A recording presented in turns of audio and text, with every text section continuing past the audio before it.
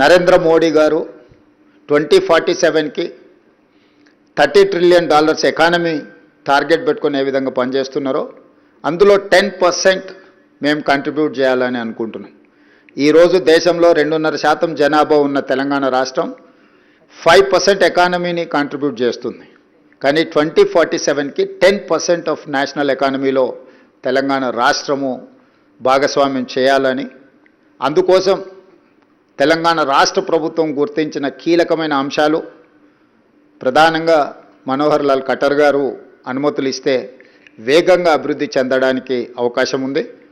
అందులో metro rail విస్తరణ కావచ్చు, మూసీ రివర్ డెవలప్మెంట్ ప్రాజెక్టు కావచ్చు, రీజనల్ రింగ్ రోడ్ కావచ్చు, రేడియల్ రోడ్స్ కావచ్చు, హైదరాబాద్ నగరానికి తాగునీటి సమస్యను తీర్చడానికి కృష్ణా గోదావరి జలాల తరలింపు కావచ్చు, హైదరాబాదును పట్టి పీడిస్తున్న కాలుష్యాన్ని తొలగించి ట్రాఫిక్ సమస్యను తగ్గించడానికి హైదరాబాద్ నగరంలో 3000 ఆర్టీసీ బస్సులు ఉన్నాయి, అవి డీజిల్తో నడుస్తున్నాయి. వాటన్నిటిని కూడా నగరం బయటకు తరలించి రాబోయే 1 ఇయర్లో 3000 ఎలక్ట్రిక్ బస్సెస్ హైదరాబాదు నగరంలో ఈరోజు నడవడానికి మేము ప్రణాళికలు సిద్ధం చేసుకుంటున్నాం.